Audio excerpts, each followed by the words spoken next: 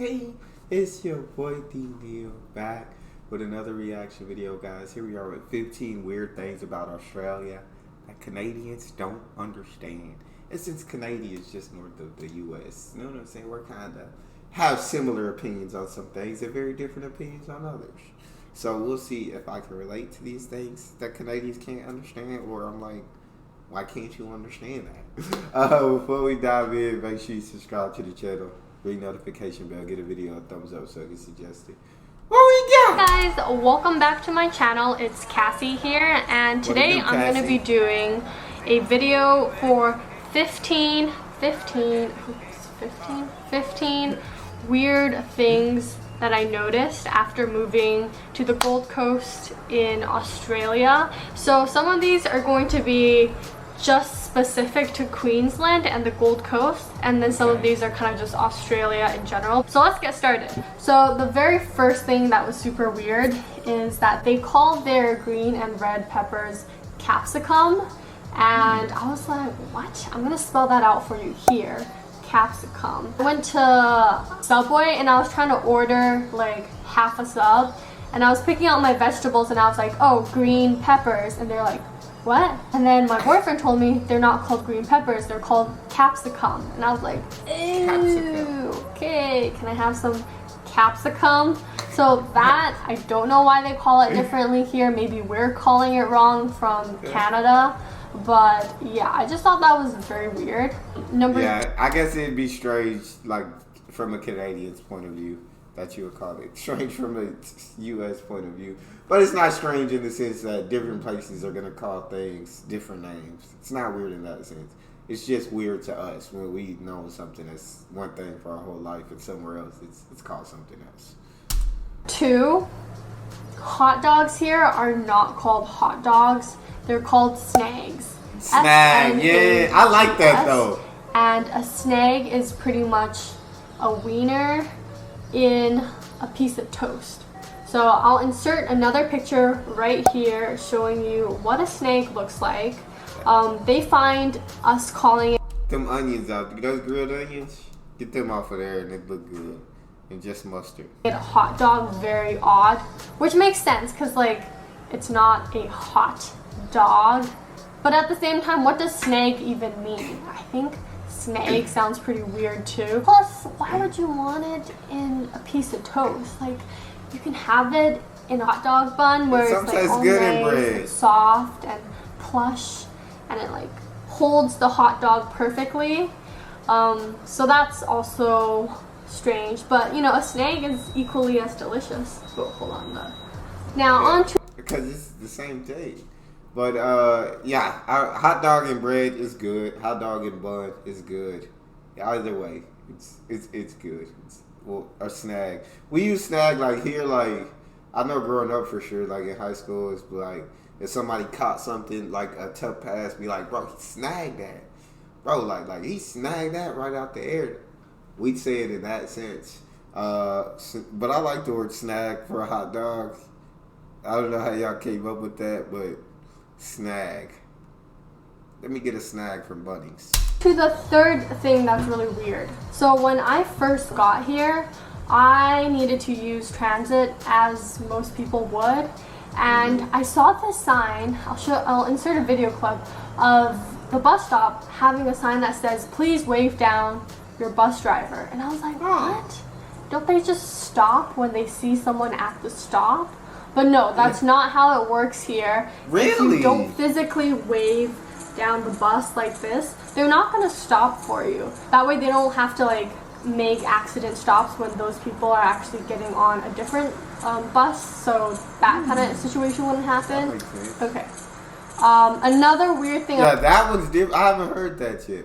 That's different. You gotta like wave down the bus, like, hey, stop. Yeah, usually I thought like all buses like had like bus stops, and if people were like sitting on a bench at the bus stop or like at the bus stop, buses just automatically stopped.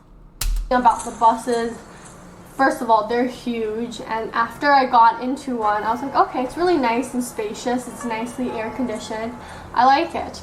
But the thing that really threw me off is buses here in the Gold Coast, they don't tell you what stop is next. So you know how buses usually have like a little, I don't know, LED light thing that will scroll and then tell you, okay, next stop is King Edward or something like that. But no, they don't have that here. It's literally just bus stopping and that's it. So you have to really pay attention to how many stops you're going past, or else you could easily miss your stop because you're never going to know what stop you're at. And I don't understand how that works. As a millennial, teenager, young adult technically, not a young adult anymore, we have Google Maps. You know, like I always have Google Maps open, double checking how many stops are left, so I know where to get off or like when to click the stop button. But then what if you're like an elderly person? You get on the bus, you're trying to get to whatever station, you have no idea what stop it is because first of all, the bus stop itself doesn't have like a big sign that tells you what stop it is, and the bus also doesn't tell you what stop it is. So how would you know where to get on and where to get off? Like, I just don't understand the logic, but it seems like everyone still uses it just fine. If you are Australian, you live in the Gold Coast, Queensland, please write in the comments below why that's the case, because I still cannot figure it out. Like, I just don't understand why. But yeah, I'm also intrigued to know the answer to that question. Because, you would think it would have, like, some, like, LED sign or something. Maybe, like, an app or something where you can, like, track which stop the bus is going to next or which stop that we're at. It would, like, show you somewhere you could see it. I mean, I just feel like that's something that's extremely helpful. But like she said, y'all let me know in the comment section what the situation is. that was very weird. Number 5. So I went to the mall when I first got here and I noticed people were carrying shopping carts everywhere they went, like all throughout the mall. Like you could take a grocery store shopping cart from the grocery store, pack it in with all your groceries that you just bought, and then roll it into Aritzia, for example, and go shopping for clothes in there, and then add bags that you bought from Aritzia, and then go to like a jewelry store or something. I don't know, it's very weird. Everyone just does it here, and I actually really, really like it because sometimes you're trying to buy a lot of things, but you don't want to carry that many things. And this just allows you to buy all the shit you need, and then you just roll that cart from every single store back to your car, and then you can kind of just leave it on the side somewhere, and all these cart collectors will come every couple of hours to just collect all those carts and replenish them. So I love that. Super, super useful. Bro, she hitting on a lot of things that I haven't heard in any other videos. I really like that too, like, because sometimes I be at the mall, and if I got a big check, know what I'm saying, I don't get a lot of those anymore. But when I was in college, I got my refund checks, and so they were sending back like $5,000-$7,000. I don't need that much money. I'm a college kid. I just wanted that much money because they were offering that much money, which is not good now because I gotta pay it back. But anyways, I go to the mall. I'm spending like $1,000, maybe $1,500 just on clothes and stuff. So bags start getting heavy in your arms. And the more you get, like, and you still want to keep shopping and watch other stores, but it's like, God, I'm tired of carrying these bags. I don't want to keep, like, your arms start struggling a bit. A cart would be absolutely perfect if you just had a cart to go in all these stores. And I like that one. That's really good, Australia. Why don't we do this? Why don't malls offer carts? This is good. Number 6, the drugstores here are called Chemists. And it's not like a huge thing that's like weird. Like, I know it makes sense because, you know, the pharmacy is there, but it just sounded kind of weird when I first got here because I'm so used to drugstore. And now that I think about it, saying, oh, I'm just going to buy something from the drugstore, that sounds even weirder, going to the drugstore. So yeah, I don't know, I guess they're both kind of weird that we call it that, and we can buy like regular everyday items in there too. Number 7. Yeah, I don't know. In the U.S., we don't call it. We call it a pharmacy. I feel like, I don't know. Maybe older people call it a drugstore. I've never called it a drugstore. It's like, I gotta go to the pharmacy if it's like prescription medication, or even I'm going to this whatever the name of the store is, because like she said, they sell other stuff in there. So like, I'm going to Walgreens or Super One. different places that have a pharmacy inside them. But I never said I'm going to the drugstore. Thursdays here in the Gold Coast are their shopping days. So most days, Monday to Friday, everything, excluding Thursday, everything is closed relatively early. So malls close at like 4 or 5 o'clock. Restaurants, stores, businesses, they all close around the same time. Versus back in Canada where things are open till, I don't know, 8, 9, 11 for grocery stores sometimes. I don't know, I think it's just where I live, it's really chill here, but most people aren't really open on weekends. Number 8, they say... That makes sense. Here in the U.S., everything's open. Like, you can always find something that's open.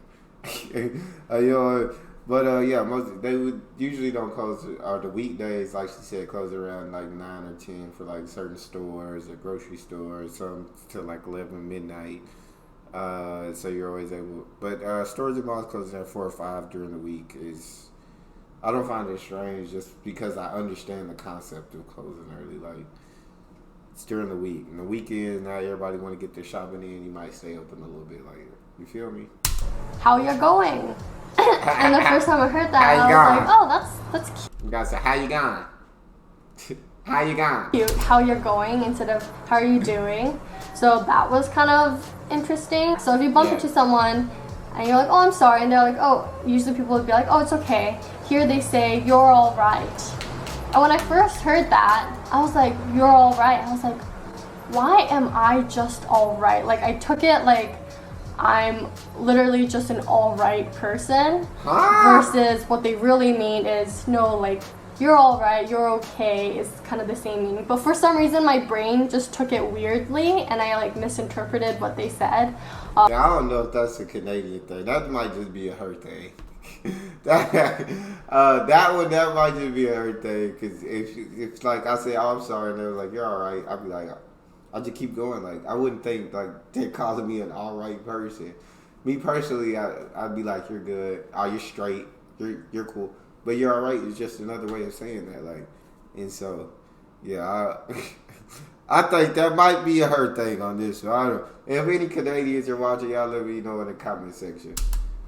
So now I'm used to it, but when I first heard it, I was just like, oh, I'm all right. Why am I just all right? Like, I don't know why. Number 9. So as you guys know, I've been on Bumble BFF looking for new girlfriends, and I noticed in the bio, a lot of people that are locals here will write like, oh, I like going for like a cheeky drink and a boogie. And I was like, what? A cheeky drink? What is Drinking, a dancing? cheeky drink? Like a cute drink or like, I don't know. And then I heard a boogie and I was like, okay, obviously that means I like to go dancing. But I thought it was so cute. Like, oh, like I like to go boogieing. Like it just seems like such a back in the disco age, you go for like a boogie or whatever. But they use that here as just like to go dancing, and I don't know, I just thought it was so adorable. And then my friend told me a cheeky drink would be like, if you were to go out for a drink during lunchtime, it'd be like a cheeky drink. Oh, okay. Like, ooh, I don't really know how to explain it. I feel that.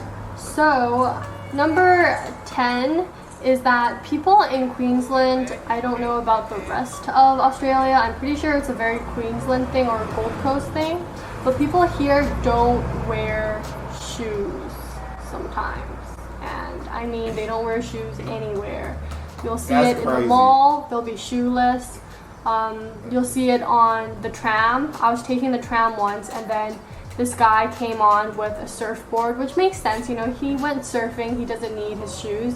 But it was interesting because he just had a surfboard, a book, a little penny board, skateboard, and just no shoes. And he was just standing on the tram on his way home or somewhere, and he just didn't bother to take any shoes at all. So he just walked completely barefoot everywhere from the beach to his house. Another time I saw it was, I went here during winter once and it was raining that day, and I went to the grocery store to just buy some food, and then I saw this guy walk in and he's barefoot, so that means he walked barefoot in the rain into the store. Crazy. And then I saw his feet and it was like really not that clean. It was like kind of brown, kind of muddy. Clearly he's been walking in the rain, in the mud, into the store, and he was just having a casual chat with someone, and I was just like, what?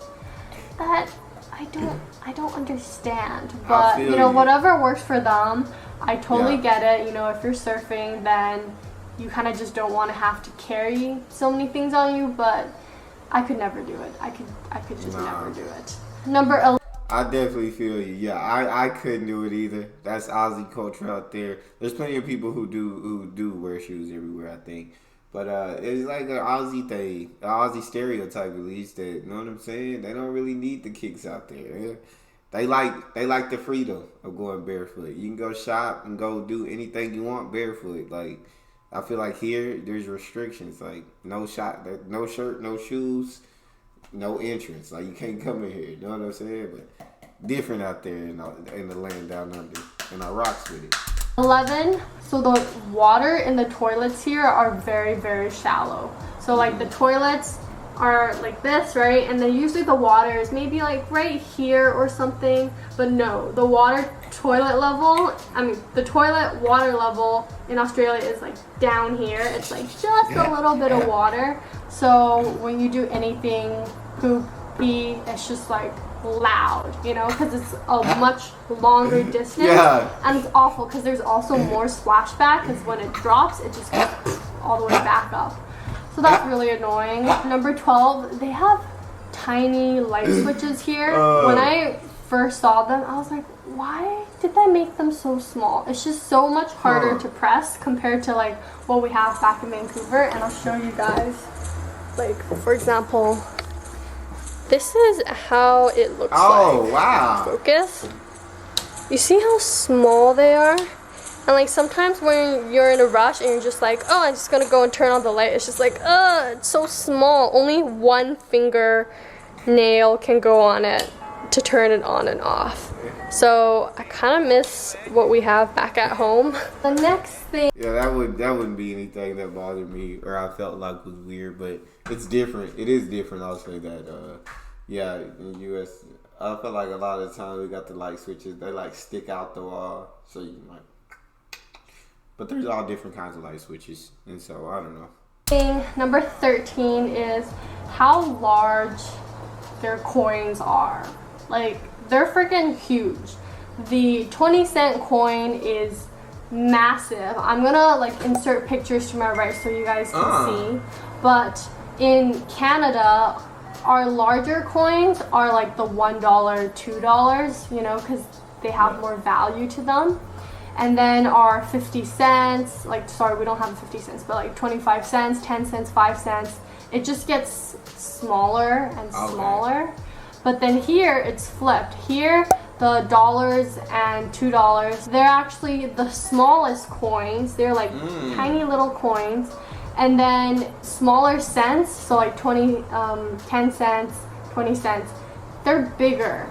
And the 20 cents is like massive. And they also have a coin called the 50 cents, and that one's literally two 20 cents combined into one, and it's gigantic. And I just hate it because anytime you use cash, you get so many coins back, and it just takes up so much space. They're so thick and so heavy, and then you just have all these, like, I just don't understand why they would want to make the smaller coins so big and heavy. I would hate to be like working like I don't know, a job where you get tips and people just like place them in jars, because a lot of people throw like 50 cents, the 20 cents in there, and when I look at those jars, they're just like filled with these big ass coins, and like if you were to take that home, it's just so heavy and inconvenient. Number 14. So this is about like job related field stuff. So if you work a Saturday, you get time and a half. So first of all, they're just for working on a Saturday? I know they pay good out. I already know they pay good in Australia. Make good money. But just for working on a weekend, you get time and a half? Hold up, time out. Really? Wage here is like 19-20 bucks, which is amazing. Great. Awesome. So if you work Monday to Friday, just a regular job, you would get like $20 as like a base level. And then if you work a Saturday, you get time and a half, and then if you work a Sunday, you get double time. What? And I don't know, that just blows my mind because What? I would work Saturdays and Sundays all the time. I'd be like, only put me down for Saturdays and Sundays. Dog, Monday through Friday, leave me free. Put me down for every Saturday and Sunday. That's insane. That has to be at like certain jobs, or like not all jobs do this, right? If that were the case, if I were really strapped for money, because it's just so easy. You know, like you're getting so much money for just working on a different day. Number 15, this is the very last one. So holidays here, there's something called a holiday surcharge. If you're an employer and you hire people to work in your cafe, you have to pay them like time and a half because they're working on a holiday. That makes sense. And in order to kind of make up for how much you have to spend on being open on a holiday and hiring all these people that you're paying time and a half, they have a holiday surcharge to kind of balance out what they're spending on their employees and what they're making to kind of make it more equal. So yeah, those are pretty much all of. We have like where you do have to pay, like you pay employees like time and a half or double time on holidays if they work on holidays. But dang, it's never like, I've never seen a customer surcharge where it's like, hey, everything's like 15% more to help pay it. I've never seen that. Of the weird things, the 15 weird things I've noticed about the Gold Coast and Australia since moving here. Everything else is totally like, I don't know, it's relatively similar to Canada, North America, but those are just like the tiny little details that I was like, huh, that's interesting. It is interesting. So yeah, that's pretty much it. Thank you guys so much for watching, and I'll see you guys next time. Bye! Adios.